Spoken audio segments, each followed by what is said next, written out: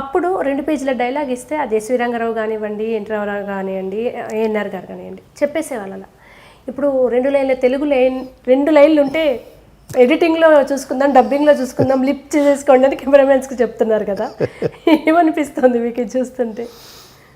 అంటే ఒక్కోసారి అనిపిస్తుంది మళ్ళీ మనం అటువంటి గోల్డెన్ డేస్ చూడలేమా, అటువంటి తెలుగు సినిమాలకు మళ్ళీ ఇప్పుడు రావా ఇక అని భయం, బాధ 2 ఉంటాయి కదా సార్.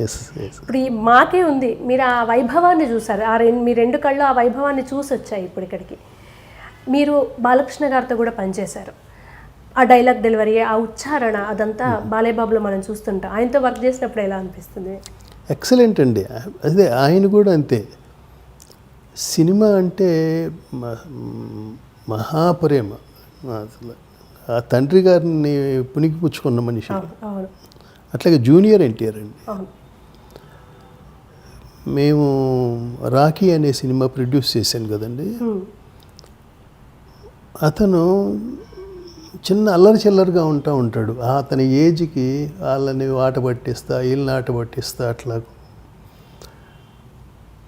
ఆ సీన్ అది అతను ఎప్పుడు చదివి ఉంటాడో నాకు అసలు అర్థమయ్యవద్దు.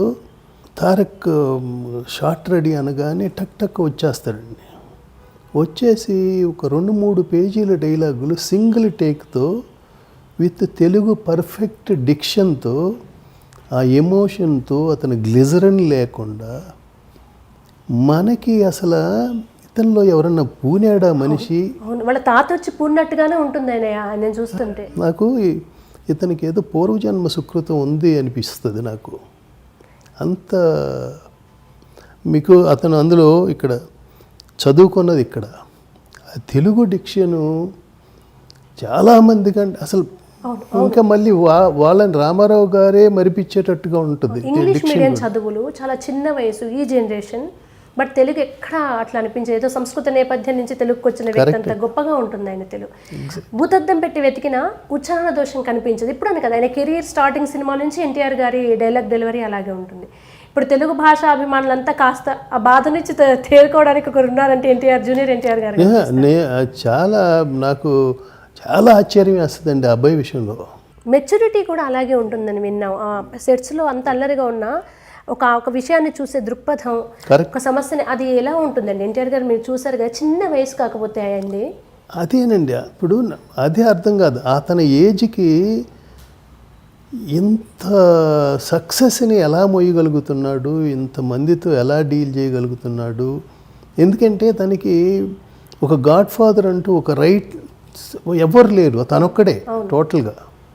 అది చాలా గొప్ప విషయం అండి.